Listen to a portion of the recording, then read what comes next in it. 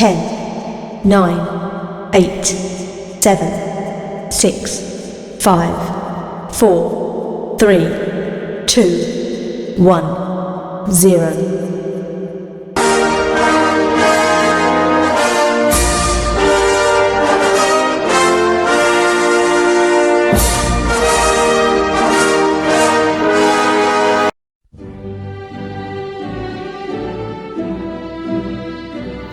Good morning, ladies and gentlemen. Graduation Day is always a day of rejoicing, for it marks the conclusion of one educational journey and the commencement of another more uncertain and more difficult part of man's quest for a better life and future. Truly, today signifies the culmination of many years of hard work in restless pursuit of knowledge. Knowledge that will enable a person to embrace opportunities and take on challenges with clear vision and purpose. Friends, welcome to Palacian Elementary School First Virtual Graduation Ceremony. As we begin our celebration, let's give thanks to our Almighty and offer this momentous occasion with a prayer. Pastor Lina V. De Guzman leading. Tayo'y manalangin. O Diyos ng karunungan at tagumpay, ang mga guro at mag-aaral at kaming mga magulang ay nagpupuri at nagpapasalamat sa iyong paggabay at biyaya upang kahit sa gitna ng kinakaharap naming krisis at pandemya dahil sa COVID-19 ay nagpatuloy at magpapatuloy pa rin ang pag-unlad ng kaalaman at edukasyon. Panginoon, iba't iba man ang mga karanasan ng bawat isa, ang mga guro, mag-aaral at ang mga magulang ay naniniwala kami, Panginoon, na kumilos ka at kumikilos ka para makamit ang tagumpay. At ang araw na ito, Panginoon, ang pagtatapos dito sa Palacian Elementary School, amin pong itinataas sa iyo ang aming lubos na pasasalamat. Nawa, Panginoon, sa araw na ito ay patuloy na maramdaman ng bawat isa ang iyong presensya. Nawa ay patuloy ninyong pagpalain din ang mga magsisipagtapos, maging ang kanilang mga magulang sa pagsuporta sa kanilang mga anak sa pag-aaral, at lalong ang mga guro na nagbigay ng buong kakayanan at kaalaman. Muli, salamat po, Panginoon, at patawad din po sa aming mga kasalanan. Nawa ay iligtas niyo po kami sa anumang masama, lalong higit sa anumang mga sakit, gayon din sa COVID-19. Ito ang aming panalangin sa tanging pangalan ni Jesus na aming Panginoon at tagapagligtas. Amen. Ladies and gentlemen, the singing of the Philippine National Anthem and Isabela hymn.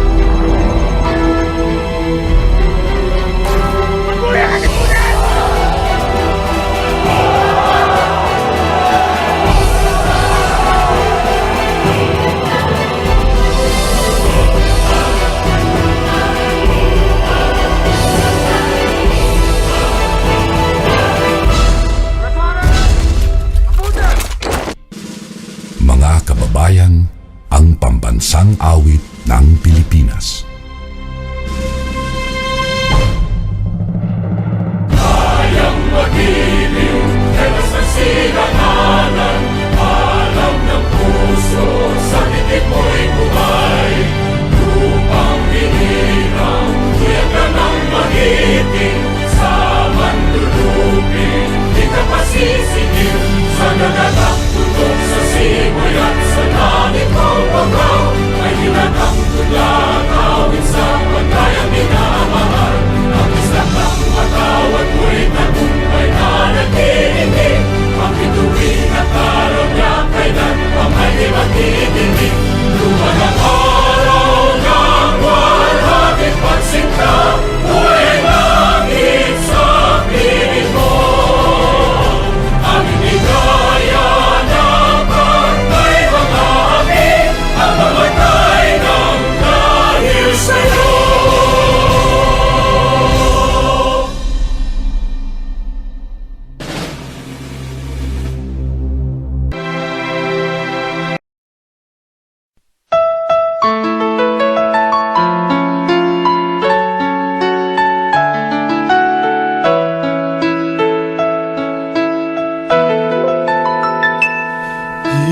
Isabela, a home endeared by men, a bright and free, a land where peace and love abide, where men of truth reside, endowed with rich and glorious past, a heritage known and vast, from Palacian to Jones they stood for freedom and for truth.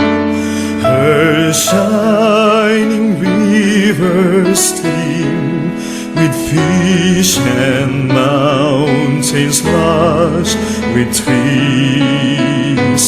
Her fertile fields abound with yields our blessings for our need. Bless Isabela, gracious Lord, and keep her in your fold.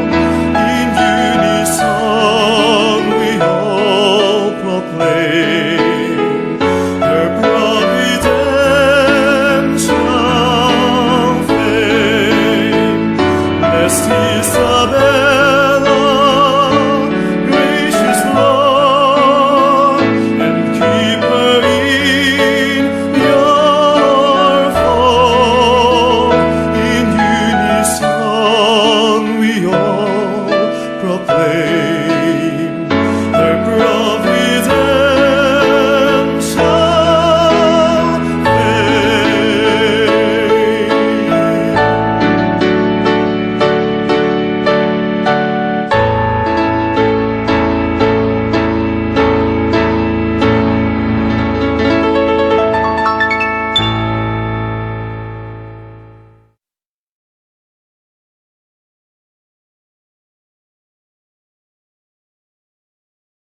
To formally open our celebration and to give us the words of welcome, may we have Charles Jos D. Juan, candidate for graduation.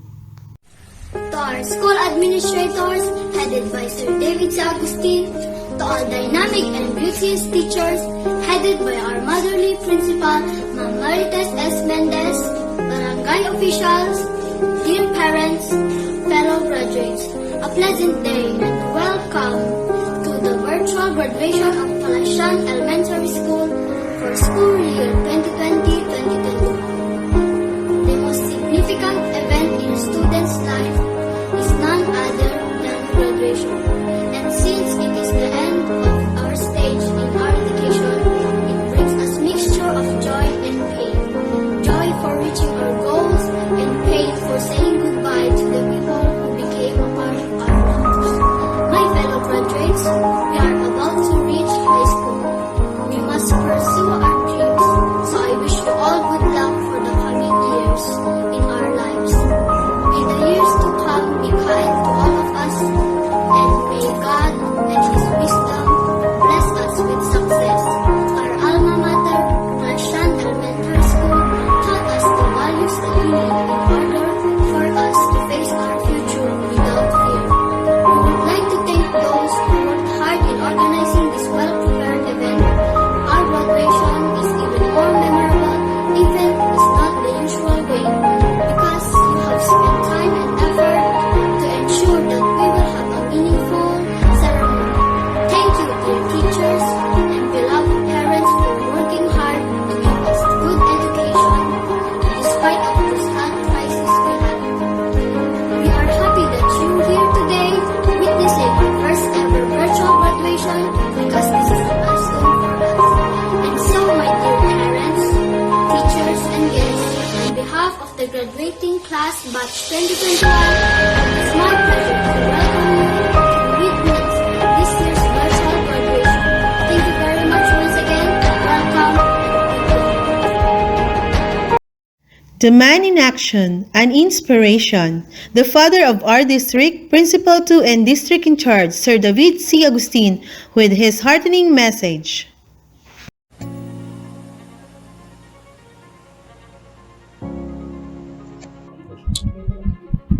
Our school's division superintendent, Honorable Madeline L. Macaling, school officials, parents, guests, awardees, and members of the graduating class, I greet you all a pleasant day. It's my honor and privilege to be speaking in front of you today, and I hope you feel excited to what I'll be talking about in this memorable day of yours, dear members of the graduating class.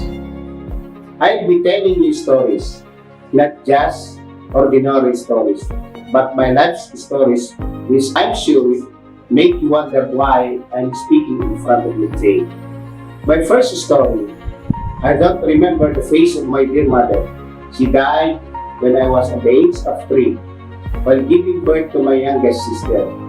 This might be the most painful experience for a little girl like me, whose family lived in scratch and nobody dares to care. My father tried to manage and work hard to support us, but life was too selfish. The loss of my mother caused us to live in misery, and we need to separate ways in order to live. My elder sister went to Bible school. It might be because this was her final resort for comfort and eventually establish her faith in God. I was left with my sister under the care of our father. As I grew older, I was entrusted from one relative to the other in order to live, because it was also hard for them to sustain my needs in addition to their own family needs. Staying with relatives is not easy. I had to work hard in exchange for the favor they extended to me. Second story, I was placed in the orphanage. I was not sure of my future. I lived with people who were completely stranger to me. There, I was taught to completely rely on the graces of God. I was taught to value life by studying hard. I had to establish my life by making my senior orphans as my model. They have influenced me positively, and that was a great opportunity. After a year, my youngest sister was brought along with me in the orphanage because my father could no longer take care of her because he was getting old. Life for us was really selfish, but I felt partially complete. I can now watch my younger sister grow as a child. I stayed in the orphanage until I graduated in high school. Third story, I had to enroll in college, but I had nothing to start with. The only way for me to pursue my dreams is to take some scholarship examination. Luckily, God granted my wish. I passed the examination and I enrolled at Heroes Memorial College in Daet, Camarines Norte, a place far, far away from my home. In Daet, I got sick.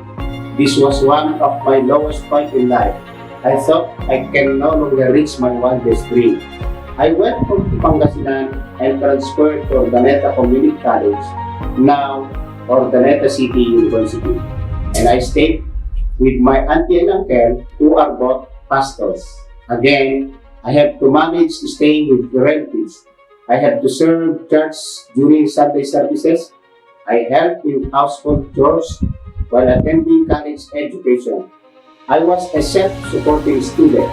I had to walk from my aunt's house to school in order to save for my lunch. I didn't have something for my snacks. I was only lucky to have a friend who was generous enough to share for me. In college, I got only 2 sets of uniform. Life was too hard, but I had to fight for my future. After 4 long years of struggle, I finished my education, but I had never experienced marching to the stage to receive my diploma. I was there not as a candidate for graduation, but I was there as a mere spectator. The reason was I could not afford to have my graduation attire. I could not pay my fees. This time, the more I felt the pangs of poverty, tearing my life softly into pieces.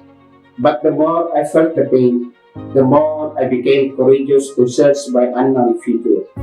These episodes of my life story serve as my paddle to reach the other side of the shore.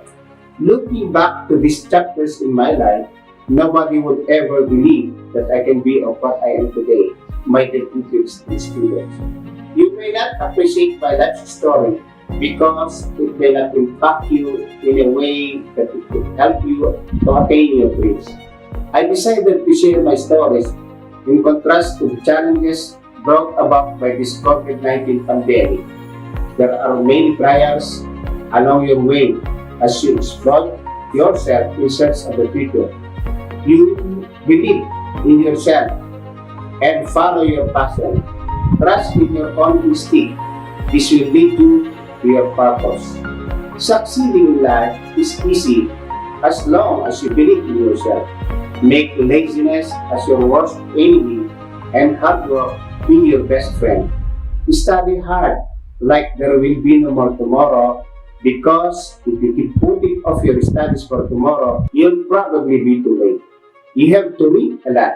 It will surely help you in your dreams. Refrain from too much indulgence to online games. Mark Twain said, "The man who does not read books has no advantage over the one who cannot read them, so cannot read instead." Your teachers have opened the door to knowledge. As a student, you must prepare it yourself. No one is going to help you unless you help yourself.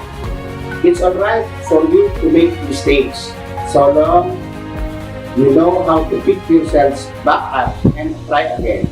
Learning is never done without inaccuracies and downfall. Success entails of going from failure to failure without loss of zeal. All you have to do is have an aim and work on everything that takes to get a leap off. But always remember, education is not a safety net. It is the rocket that will propel you towards success. But always remember, success is not measured by aptitude. Rather, it is measured through attitude. I advise you to develop a good attitude towards others and towards any individual. Your life story may be completely different, but one thing sure I know is the magnitude of impact to one's achievement and success. I pray hard that the inspiration I give to you today may somehow influence your life and will eventually change you for a brighter tomorrow. Dear parents, thank you for your unending support to your children. To you esteemed teachers, continue serving with passion and commitment. Our beloved candidates for graduation and moving up, congratulations and God bless. Ladies and gentlemen, we now come to the presentation of the candidates for graduation by our school head, Principal 2, Madam Martes S. Mendez. After careful evaluation and thorough deliberation by the school checking committee, I have the honor to present to the school's division superintendent, Dr. Madeline L. Macaling, the 23 candidates for graduation of Palacian Elementary School for school year 2020-2021, 14 of whom are boys, 9 of whom are girls. These candidates for graduation have satisfactorily completed the requirements prescribed by the Department of Education under the K-12 Basic Education Curriculum. Hence, they are now ready for your acceptance and confirmation.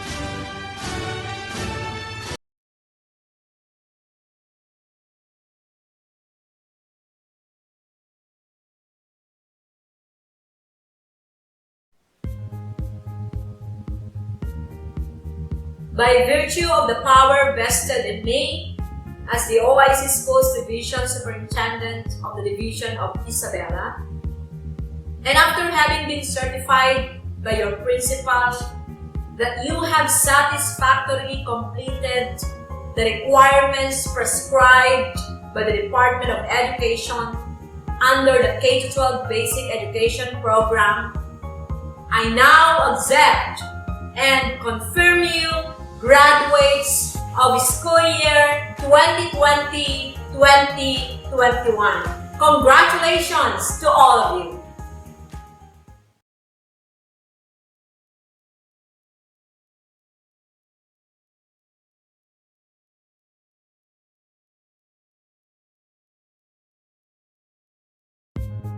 To our distinguished guests, to our beloved LGU officials, to our dedicated principal together with the committed faculty and staff, to our committed district supervisor, visitors, friends, ladies and gentlemen, and to all the graduates, awardees, completers, achievers, parents, good day.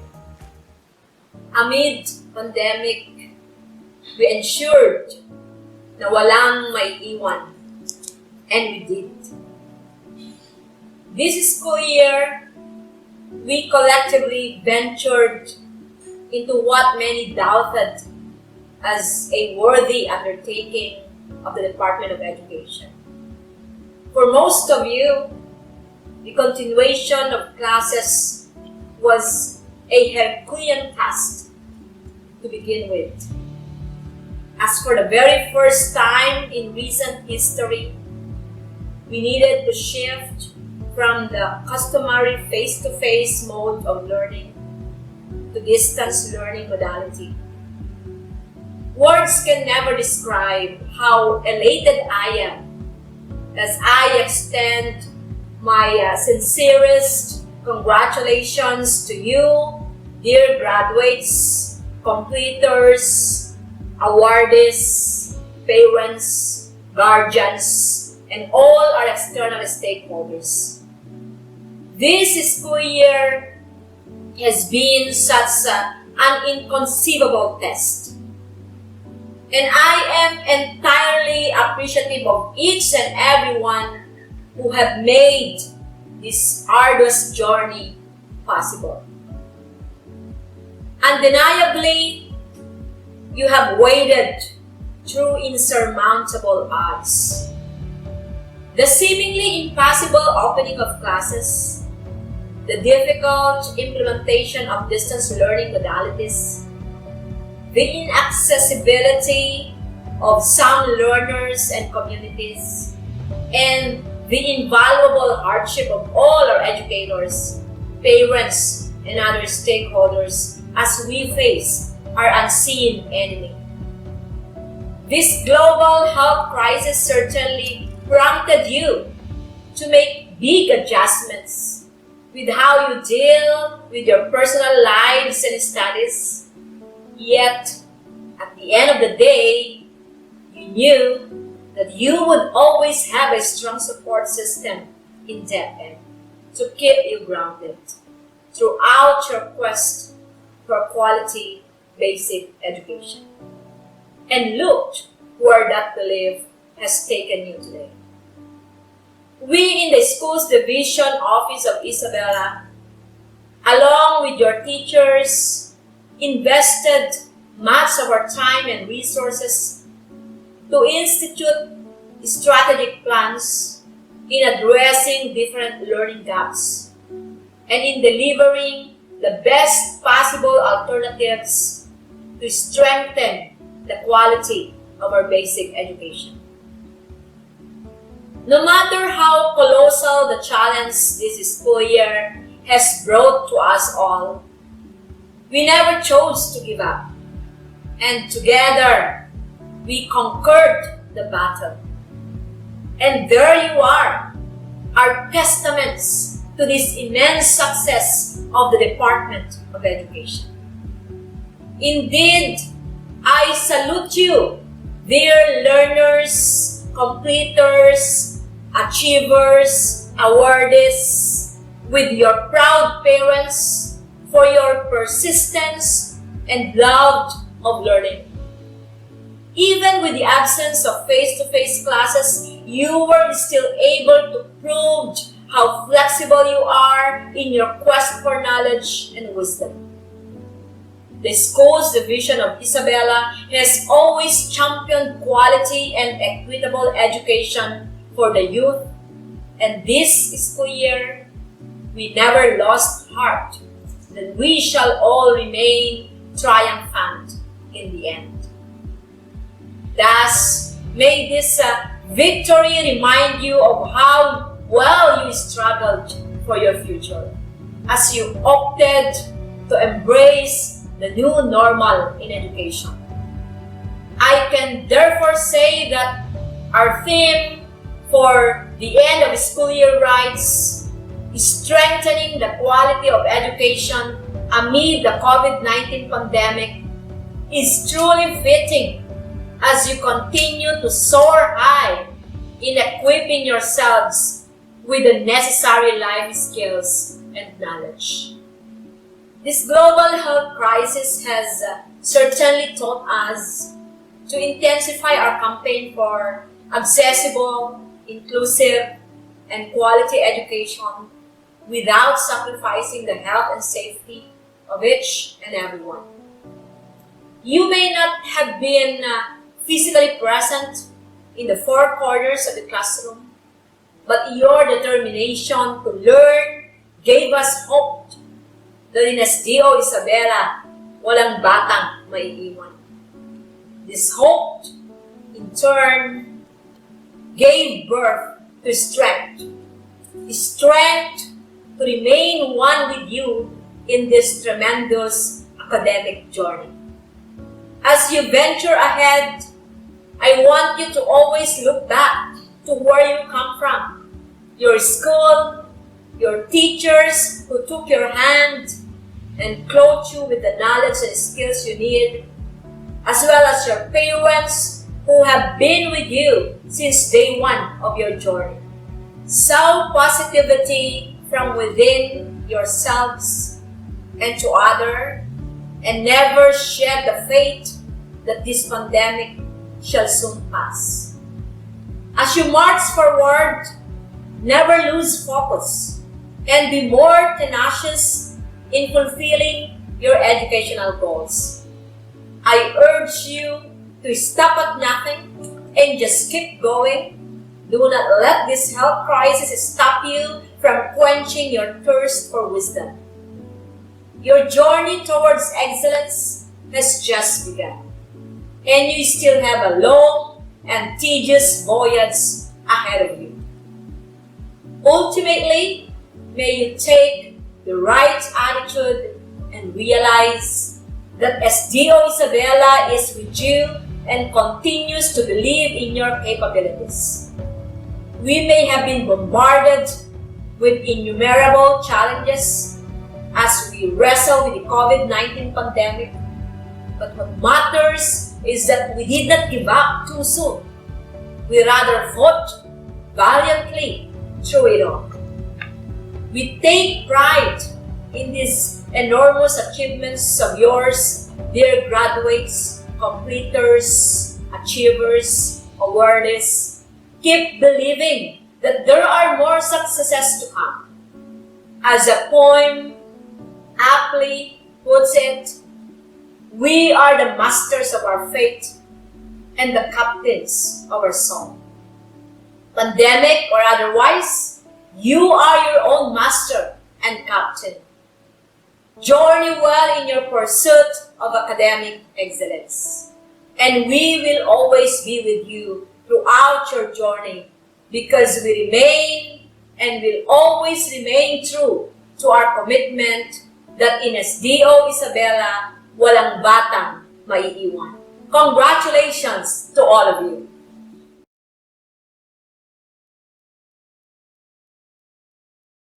Point in time, may we listen to another message from our Regional Director, Dr. Benjamin D. Paragas, PhD, Ses of 5.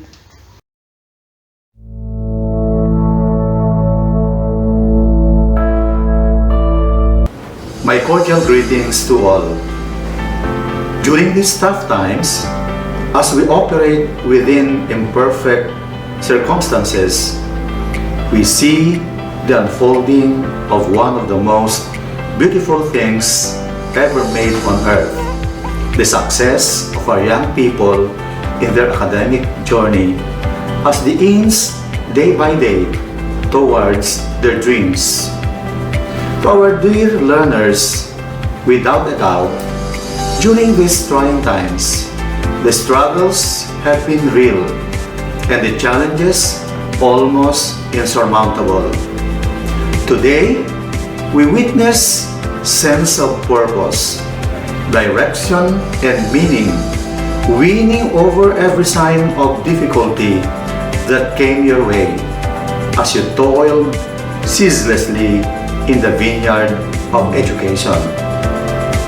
Our theme this year is strengthening the quality of education amid the COVID-19 pandemic in a huge way recognizes our strength as people who cannot be floored by even the strongest of challenges. In fact, we have proven that together, working for a common vision, we are an armada of strong-willed individuals who cannot be swayed and discouraged by tribulations. Thanks for the deep sense of motivation that makes half the job accomplished. We have also shown that innovative minds always rule the day, and that makes us prepared to confront each challenge that will beset us. The years do not promise an easy journey, and with the threat of the pandemic still lurking around, the going will get tough, and the tough must keep going. And the spirit cannot be broken and will surely prevail.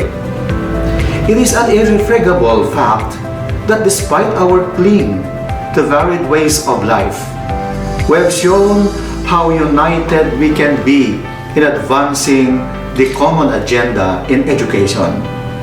We have done our share in realizing our ultimate goal of producing holistically developed K-12 basic education curriculum graduates who are not only knowledgeable and competent, but also value-laden and discerning.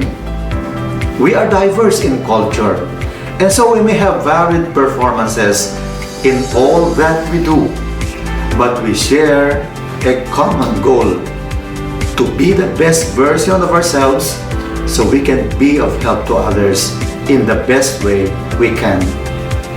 Our sense of shared destiny has allowed us to bend without breaking, to attune our actions and efforts to the agenda of national leadership. But it too proved that we can do so without diminishing our long-held principles, that indeed it takes a village to raise a child. Each one of us, no matter how diverse, is a strand in the colorful fabric of human civilization. This is the value that we want you, our dear graduates, to embrace and be proud of. Our sense of identity, either on a regional or national landscape, must remain an important consideration in achieving our goals and compromising it to favor new thoughts and ways of thinking must never be an option. We must continue to prove the world that even in the face of a dreaded pandemic, quality education can have its way through. The Department of Education Region 2 has unambiguously laid down in its Regional Education Development Plan all its projects, programs, and activities that shall inspire service above self and only about the future of learners who shall eventually assume significant roles in nation building. May you continue to be a proof that the kind of education our country is one for the world to share. Congratulations, dear parents, dear teachers, and to all of you learners. Mabuhay kayong lahat!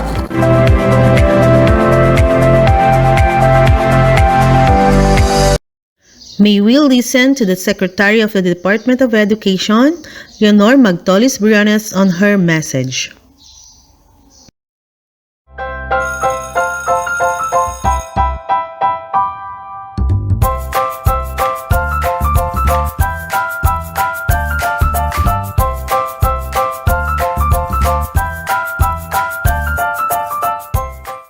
Good day to each and everyone who is attending virtually present at this time of our graduation ceremonies for our beloved and very precious graduates for the school year which ends at this time.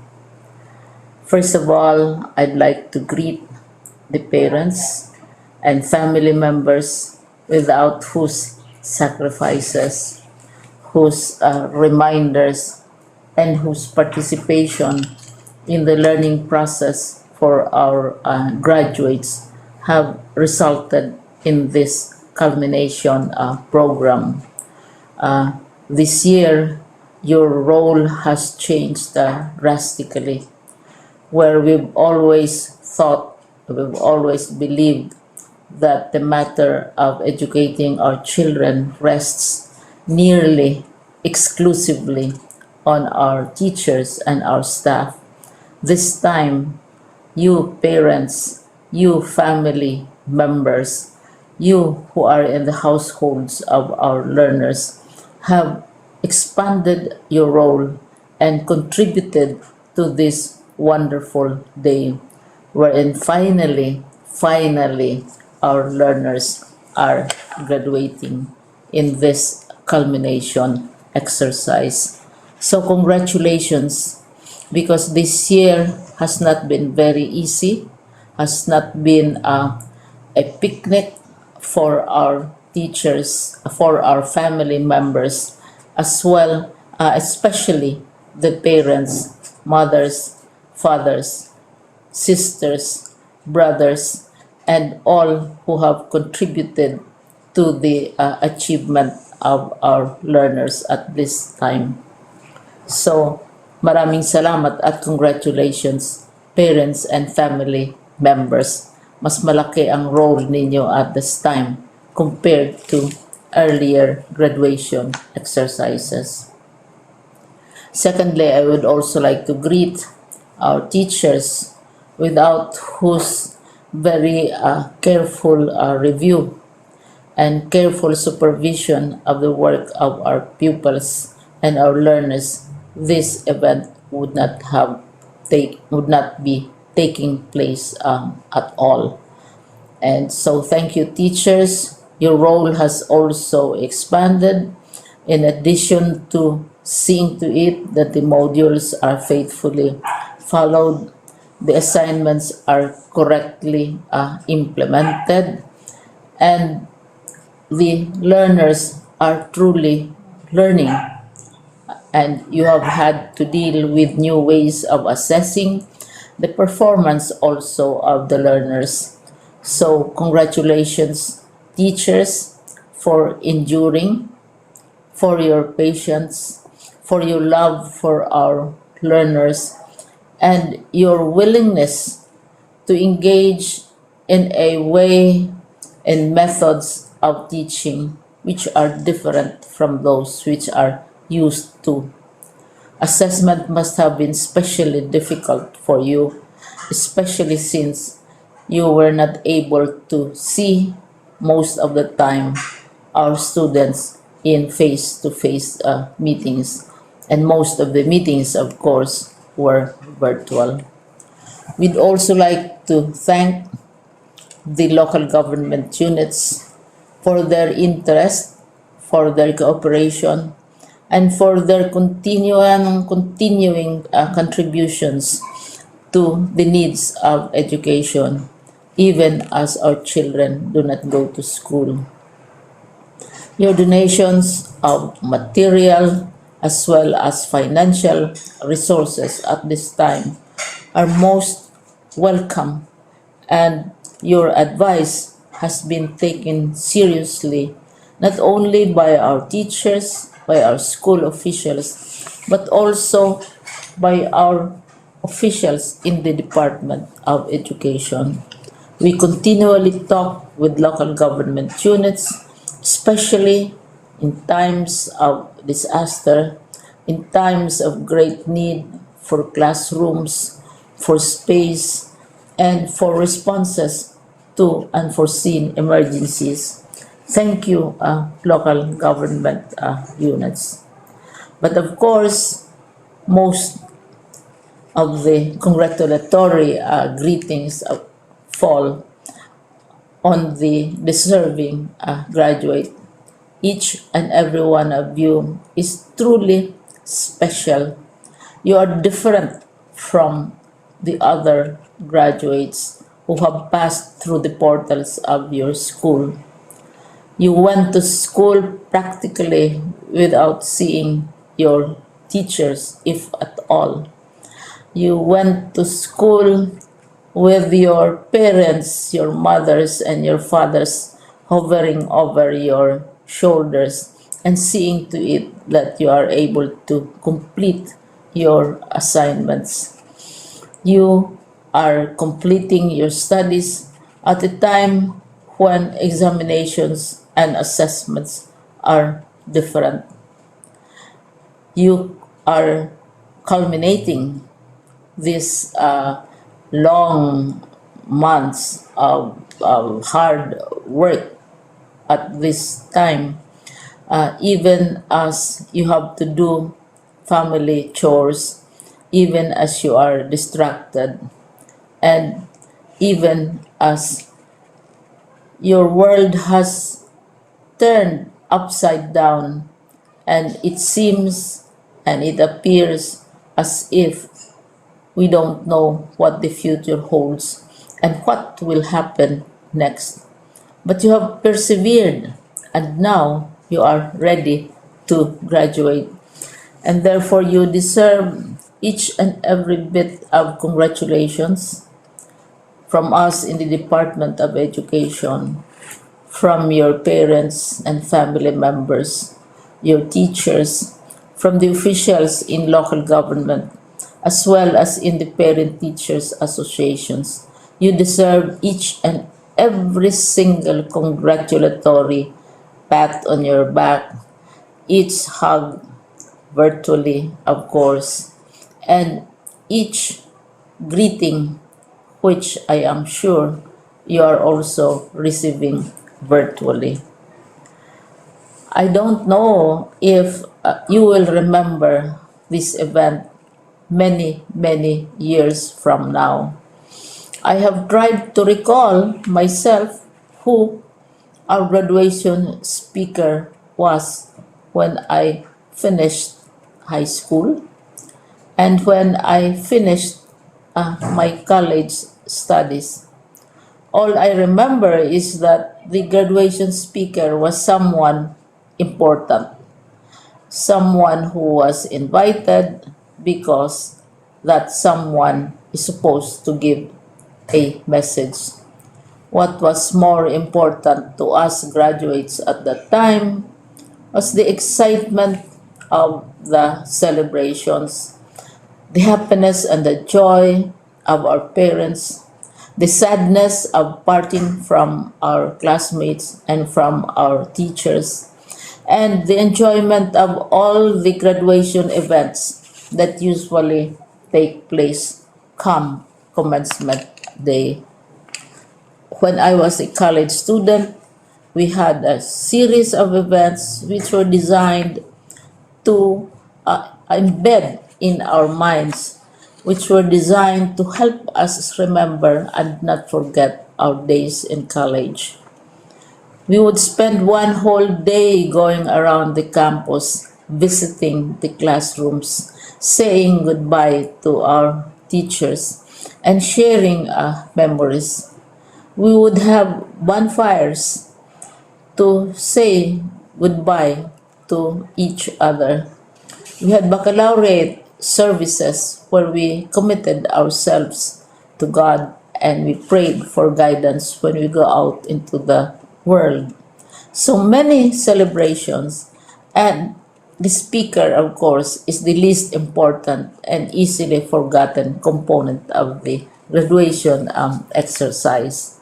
Nonetheless, I will exert all efforts to share with you what I see are things or issues which a graduate should remember and recall.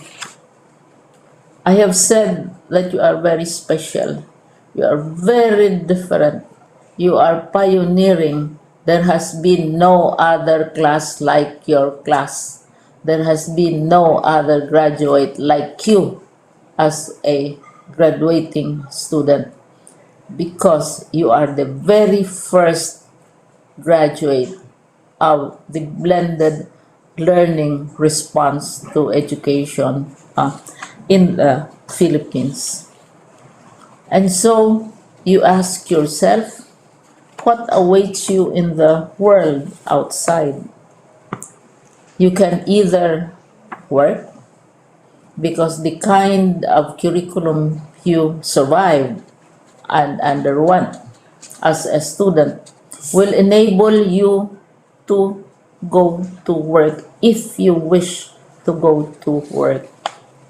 Some of you will proceed to further studies, and this would be a wonderful thing because there are many opportunities for further expanding your knowledge, for further answering and looking for explanations of issues, events that make you curious, especially in science, in technology, and also in the arts.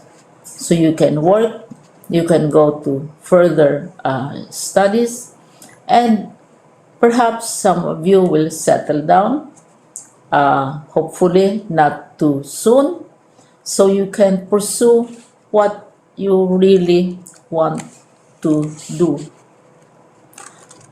So today, this is why we call this exercise a commencement exercise. It's not the end of our studies. It's not the end of all our efforts with blended learning, with modules, with floods, with earthquakes, and of course with COVID. It's a commencement of doors opening to you. More doors will be opened because you are a graduate. You can work, you can proceed for further studies, you can help your parents, and you can perhaps look for opportunities to do what you have always wanted to do, whether at work, whether at advanced studies, whether at learning more in science and technology, in mathematics, and in the arts. All of these opportunities are available to you. More doors are being opened. I hope you will select the door which arouses your curiosity, the door which will help you know more about this world, and the door which will allow you to contribute to the development of our country and contribute whatever we can to solve our problems and our challenges. Congratulations once more to each and every one of you.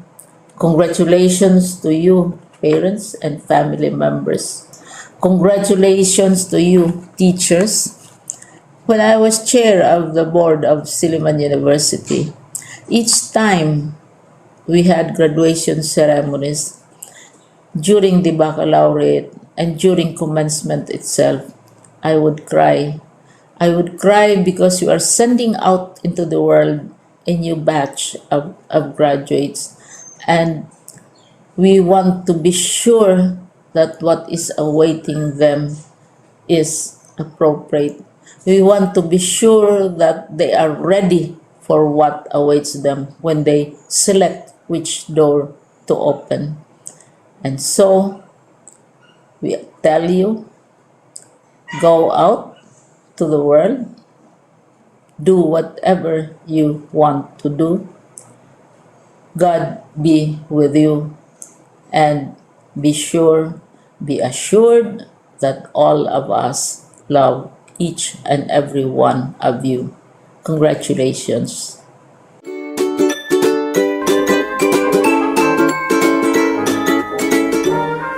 This juncture, dear graduates, the merits you have been waiting for has finally come. May we now have the awarding of certificates.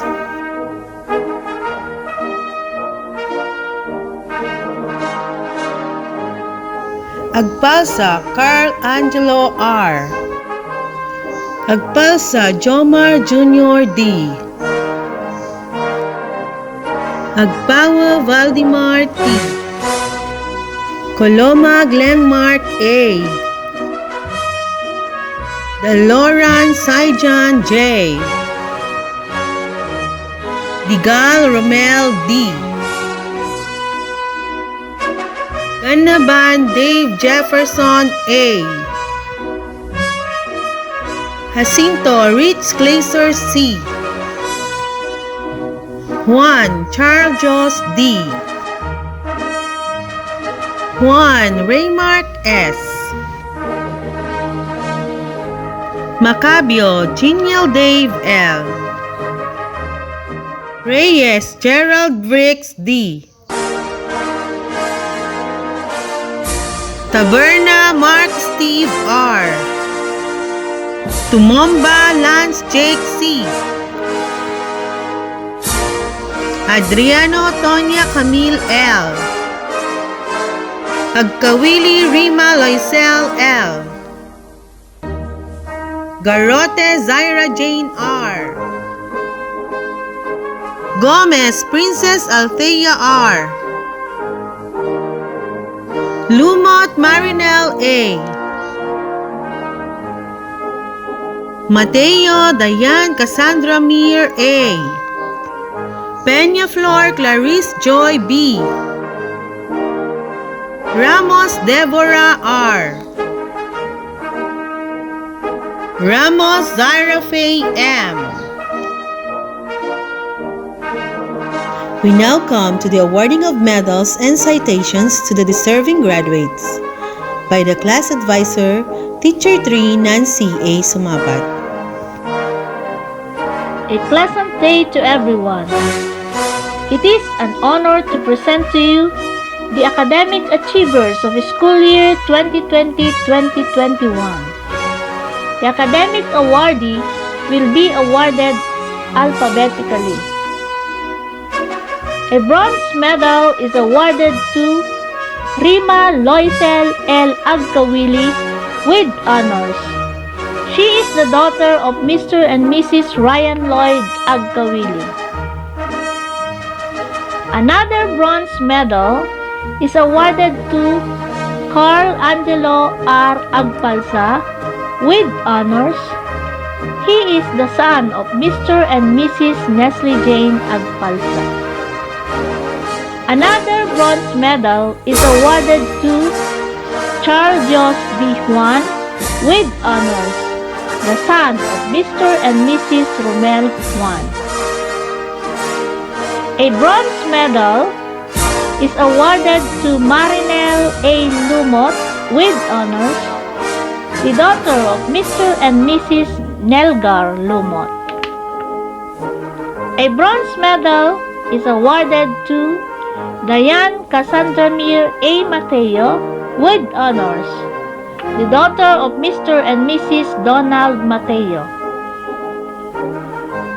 A bronze medal is also awarded to Clarice Joy B. Peñaflor with honors. She is the daughter of Mr. and Mrs. Erwin Peñaflor. Another bronze medal is awarded to Syra Faye M. Ramos with honors. She is the daughter of Mr. and Mrs. Jimson Ramos.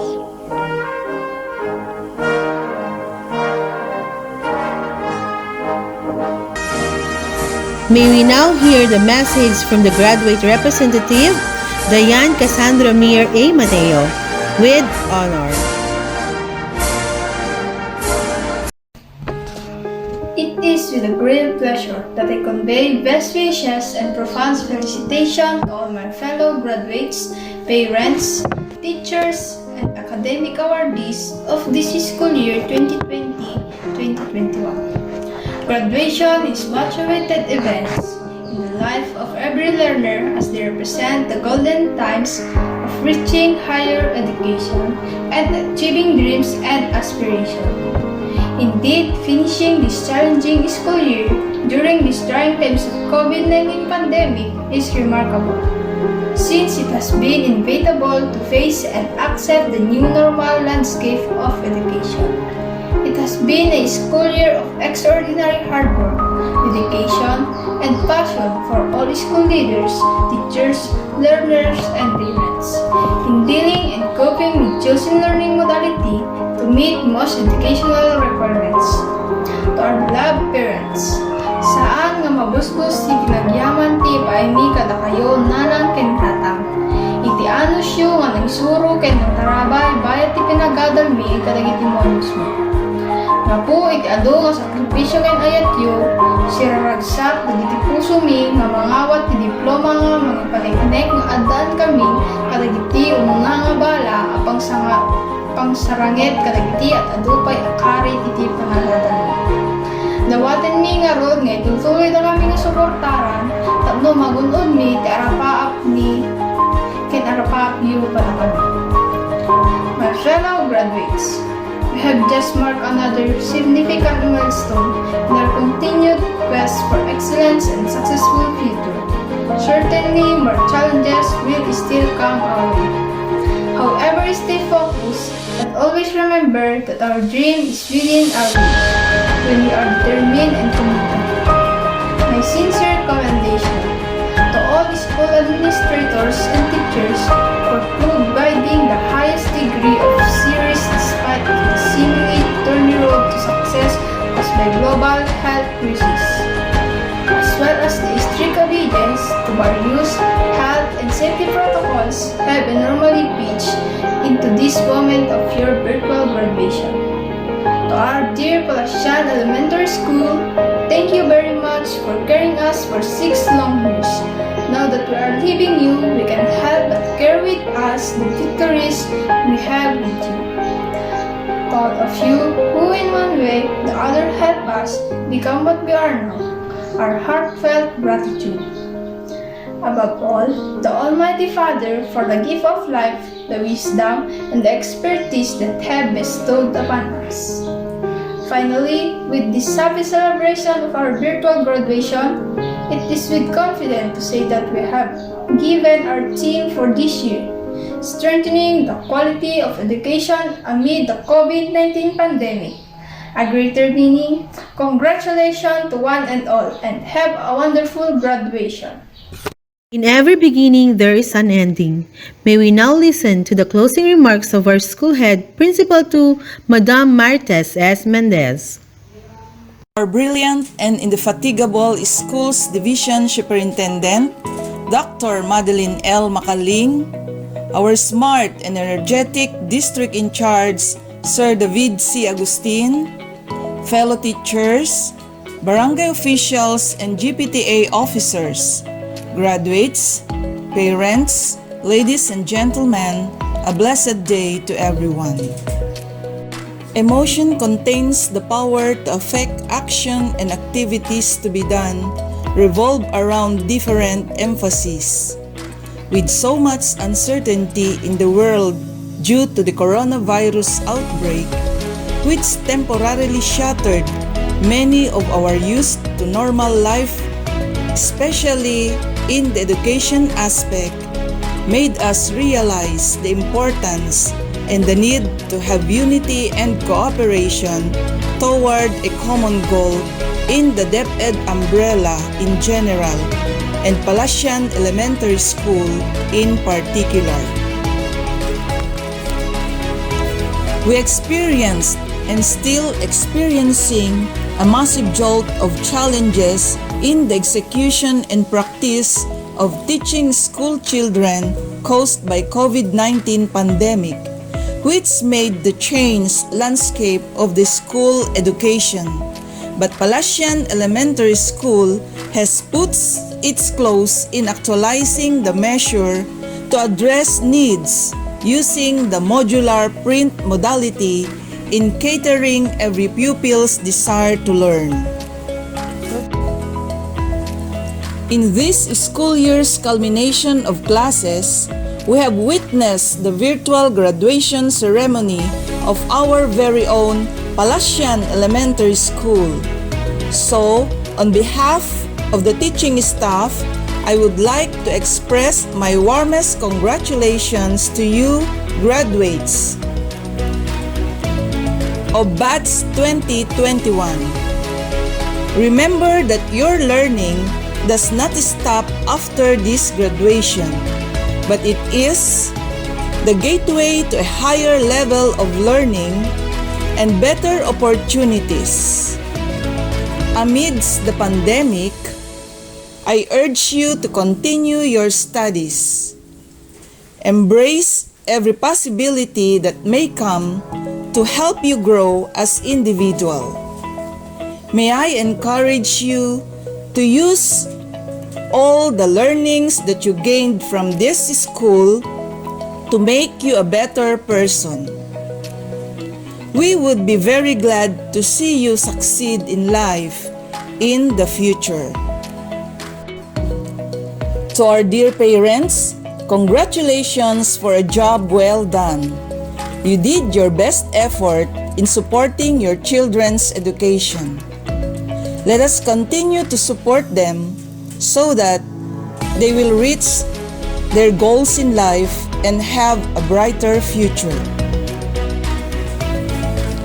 Completing even a singular task during this time of crisis is by far hard to accomplish, but with a great and strong purpose as a team, we'll surely beat the odds.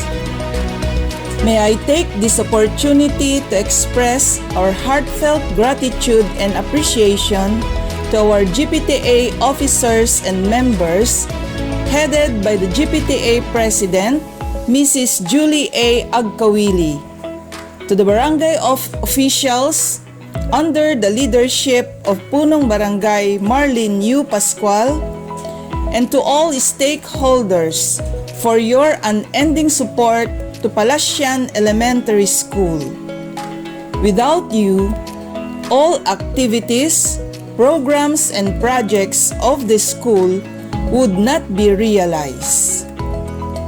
To my fellow teachers, I know you have invested much of your time and effort in ensuring that quality education is excellently delivered to our school children. I salute you for your patience and perseverance in guiding and monitoring our learners, as well as making the successful realization of this virtual graduation ceremony. Thank you, thank you, thank you very much. God bless us all. Congratulations, graduates! School year 2020-2021. Mabuhay Palacian Elementary School!